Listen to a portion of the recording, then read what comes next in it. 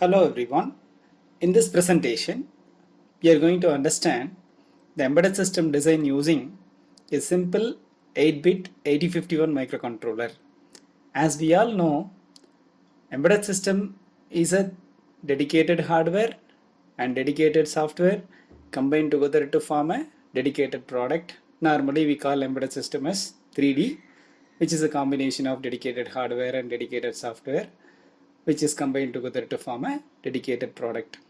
In this presentation, we are going to focus much on designing of a dedicated hardware for a embedded system by using 8051 microcontroller. Hence, the title given is making of 1D, which is dedicated hardware.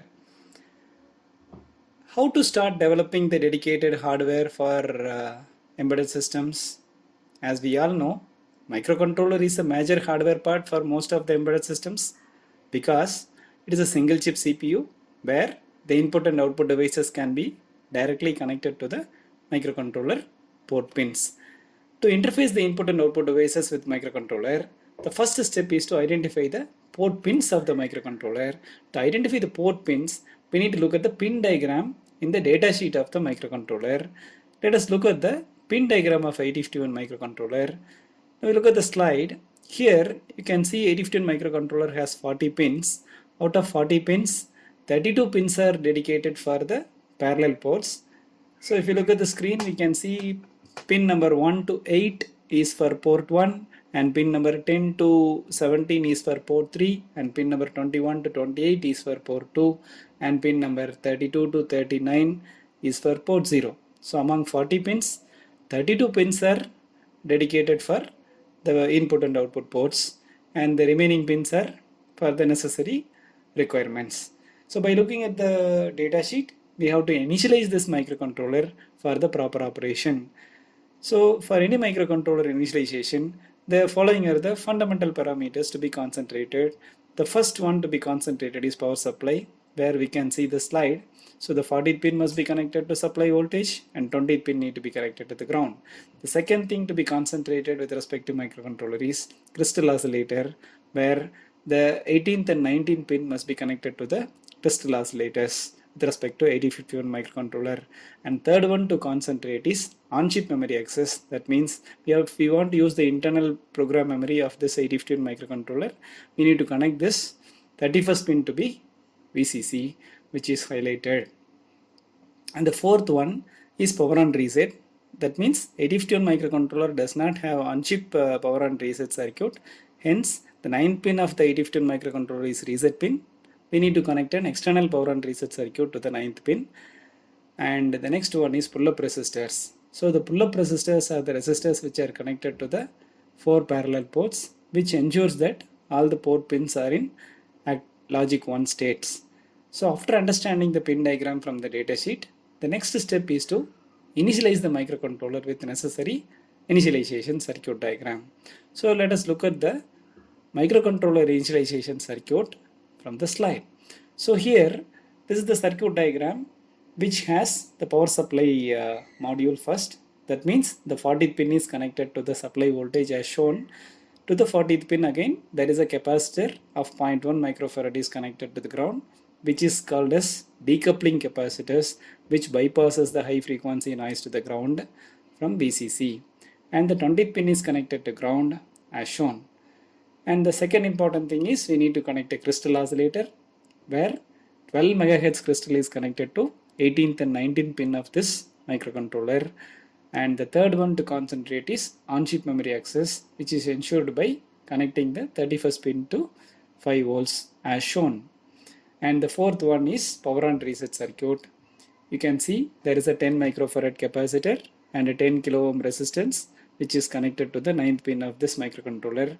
This 10 microfarad capacitors and 10 kilo ohm resistance act as a power on reset circuit for 8051 microcontroller. And there are pull-up resistors which is highlighted for 4 parallel ports. There are 8 pull-up resistors which are connected. So one thing we must understand here is at reset, all the microcontrollers will act as an input port, which is the very important thing to concentrate, because if the microcontroller ports are acting as an output port means before the microcontroller code gets the control of the port pins, any junk value in the port pin can drive the output pin, which is a disaster.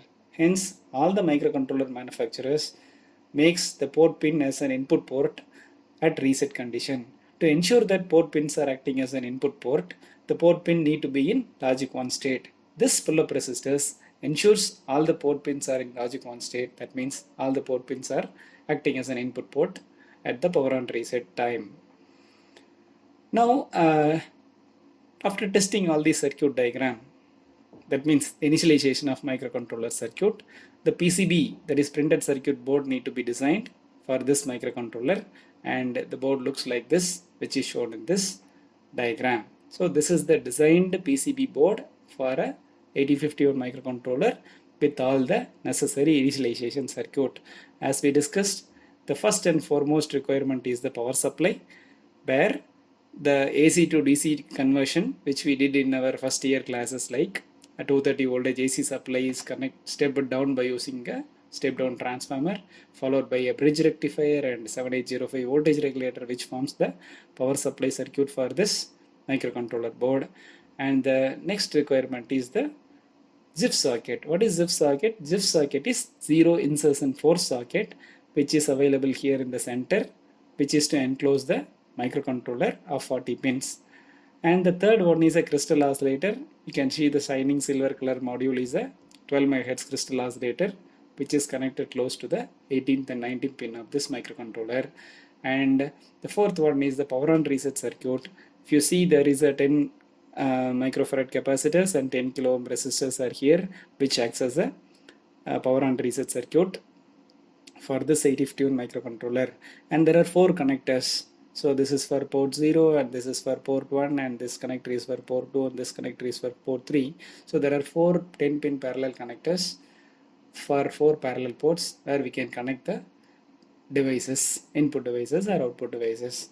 And there are pull-up resistors with 2.8 kilo ohm resistance with SIP. SIP means single inline package. So these are all the single inline package IC, which is nothing but pull-up resistors for this 4 parallel ports. And there are single pin connectors. This yellow color connectors are single pin connectors for each port, which is there for the bit access. So now the motherboard is ready with all the port connectors where we can directly connect the devices. Now the next interesting thing is which device need to be interfaced with the microcontroller first. There are only 2 choices. Choice A is input device, like push to on switch and 4x4 matrix keyboard can be an input device, and choice B is an output device, which can be an LED or 7 segment display or LCD. Now you can choose your choice, whether input device need to be connected to the microcontroller first or output device need to be connected to the microcontroller first. With this choice, you can choose choice A or choice B. Then we will see which has to be connected. You will understand very clearly in the following slides. Hope you have chosen the input devices or output devices as choice A or choice B. With this understanding, you can go to the next slide. So first of all, we need to check whether the microcontroller is working or not after initialization. How to check the microcontroller is working or not? It's very simple. The best way is to write the code to bring out the data from the microcontroller. As which data will come out from the microcontroller? As we all know, 1s and 0s are the only possible data which can come out from the microcontroller. How to check 1s and 0s are coming out from the microcontroller? It's very simple. By measuring the voltage in the port pin, we can check whether the logic 1 or 0 is coming out. The simple way is to connect the LEDs with the microcontroller port pins. It's very simple. With LEDs, how do we understand the data comes out from the microcontroller is 1s and 0s? Let us look at it. See, if 1 comes out from the microcontroller port, the LED glows means, then for 0, LED will not glow. Then sending 1s and 0s continuously with some delay from the microcontroller port, which makes the LEDs to blink. Blinking of an LEDs justify that 1s and 0s are coming out from the microcontroller port pin periodically. If LED blinks, then we will stop blinking and start smiling with satisfaction because our microcontroller is in our control. Hence, interfacing LEDs, that means output devices, are the first and foremost requirement for embedded hardware design. Now it is mandatory for us to look at how to interface a LED with the microcontroller. Hence, we can look at the circuit diagram for interfacing LEDs with microcontroller. The circuit diagram for LED interfacing is very simple, where LEDs need to be connected with the microcontroller port pins through the current limiting resistors as shown in this circuit diagram. So there are LEDs which are connected to the corresponding port pins through the current limiting resistors.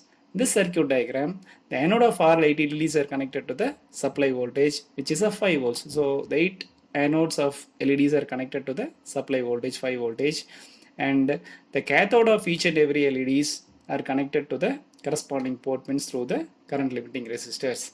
If logic 1 comes out through port pin, the LED will not glow, because both the sides we have a logic 1, hence the LED will not glow because there is no potential difference. If logic 0 comes out from the port pin, then LED will go, because so the sink current through port will happen and the current flows from this anode to cathode and LED will glow. And this is the LED interfacing circuit diagram. And after testing this circuit diagram, and we have to make a PCB board for the LEDs also, like how we made a PCB board for a microcontroller board. And the designed PCB printed circuit board for LED is shown in this diagram, which is very interesting, which has a 8 LEDs with the 8 current limiting resistors and 8 connectors, where the port pins of this microcontrollers can be connected directly to this each pins. And this is called as daughter board, and the microcontroller board is called as motherboard. So the microcontroller motherboard is interfaced with the LED daughter board with the data cable to form a first hardware module. Now look at the slide. That is a motherboard with an 8051 microcontroller, and there is a daughter board which is an LED board, and this motherboard and daughter boards are connected together through the data cable. And this is the first and foremost hardware module for this embedded system design. Now, how this LED interfacing is considered as a dedicated hardware for embedded system? Yes, take an example of a traffic light controller. Traffic light controller is an embedded system which uses only microcontroller and LEDs for signaling. Without any input, based on the time settings, the corresponding signal LEDs are glowing and controlling the traffic. So, a microcontroller with LEDs are more than enough to make an embedded systems like traffic light controller. So, the best way to start developing embedded product is by LED interfacing, which forms a dedicated hardware for traffic light controller. So thus, making of a dedicated hardware module for embedded system is understood by this presentation. Thank you very much.